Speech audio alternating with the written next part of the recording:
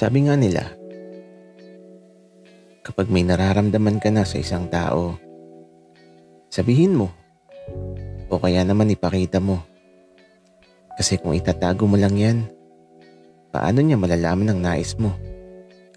Kaya gumawa ka ng paraan at simulan mo ng tuparin ang nagpapasaya sa puso mo ng lubusan.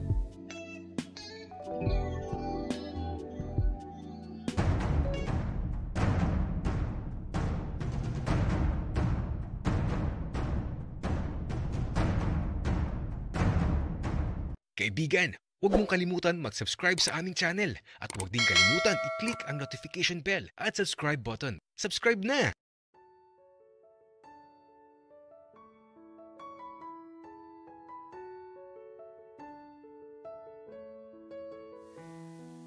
Unang araw pa lang ng pasukan, inabot na agad ako ng dilim sa daan. Kaya naman pag uwi ko, eto, nagdududa na kaagad si Papa sa akin. Nak, Arturo, bakit gabi ka na? Unang araw pa lang naglalakwat ka na ata.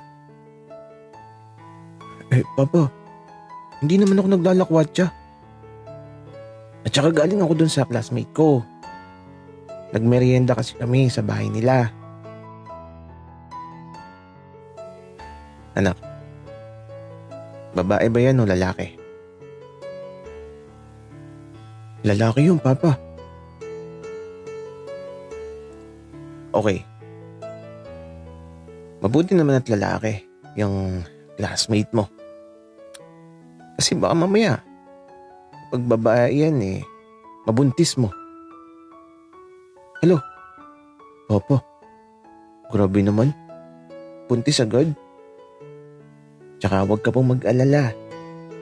Di ako gagawa ng mga bagay na ikakasira ng buhay ko. Anak, paalala lang ha. Pag-aaral mo na ang unahin mo. At tsaka, ayokong ginagabi kapag uwi. Nag-aalala kasi ako. Sorry na, Papa. Nalibang lang kasi talaga ako.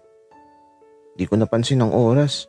Kaya medyo kinabi na ako pag uwi.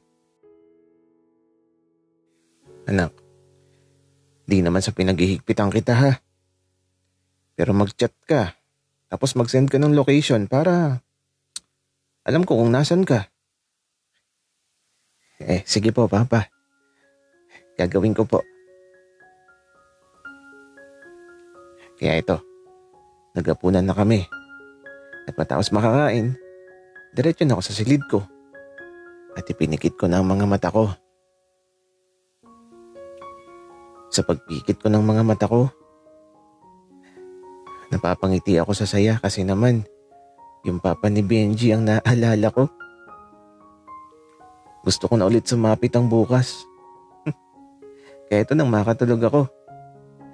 Mabilis lang lumipas ang gabi. Maaga pa lang, gising na ako. Diretso ligo at aba, si Benji, ayun. Nakita ko sa gate. Kasama ang tatay niya. Kinabahan tuloy ako. Teka nga, magsasalamin muna ako.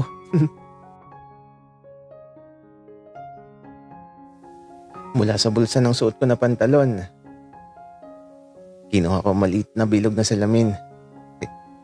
At eto, tiningnan ko lang ang mga mata ko.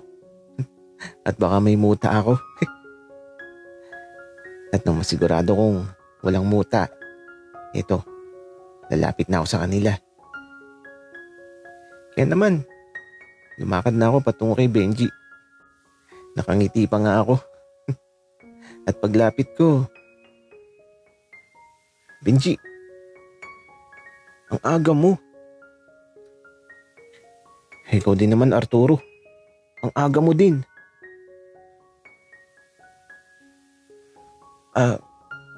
David, bakit ka andito? Wika ko. Arturo, hinatid ko lang si Benji. Baka kasi maligaw eh. Ganun ba, David? Ang tanging sagot ko. At eto, nagpaalam na din siya na aalis na. At para na naman ako nakuryente nang tapikin niya ang balikat ko. Ewan ko ba, pero kakaiba yung nararamdaman ko sa tuwing gagawin niya yun. Arturo, okay ka lang? Parang natulala ka bigla.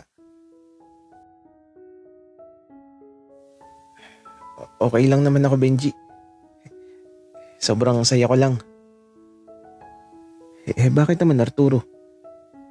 Ano ba nagpapasaya sa'yo? Benji, basta masaya ako. Tara na nga, baka maliit pa tayo sa unang klase natin. Kaya naman, sa mga sandaling to, hinanap na namin kaagad ang mga classmate namin para sabay-sabay na kami pupunta sa classroom. At sa paglipas ng buong maghapon, eto, pauwi na kami ni Benji. Kaya lang, medyo dapit hapon na sa mga sandaling to. Gusto nga ni Benji na sumama ulit ako sa kanila. Kaya lang gagabihin na talaga ako. Kaya naman sabi ko, sa susunod na lang. At baka mapagalitan ako ni Papa. Sayang. Di ko makikita kung paano diligan ng bogambilya ngayong hapon. Pero nagtataka ako. Bakit iniihian yun ng tatay ni Benji? Isang malaking katanungan talaga yun. Gusto ko sanang magtanong tungkol sa bagay na yun. Kaya lang, kapag nagtanong ako, di malalaman ng tatay ni Benji na lagi akong nakasilip sa pagdidilig niya ng halaman. Ay nako, ang hirap magtanong tungkol sa bagay na yun. Pero, teka, nandito na ako sa bahay. Inabot na naman ako ng dilim sa labas.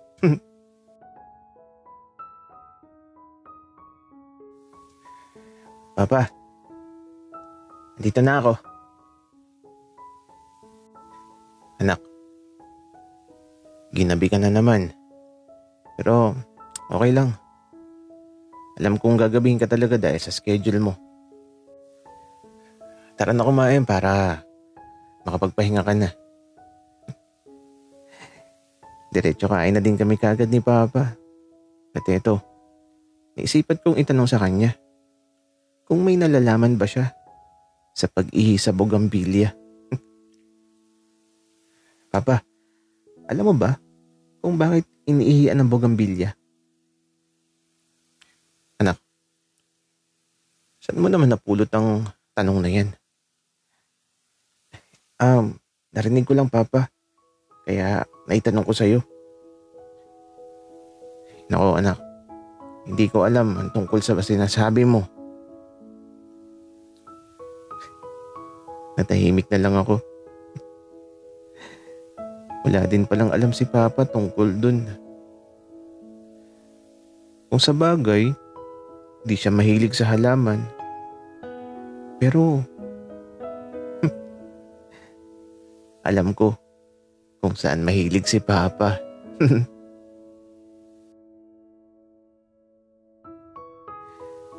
At di ko sasabihin sa inyo ang tungkol sa bagay na yun.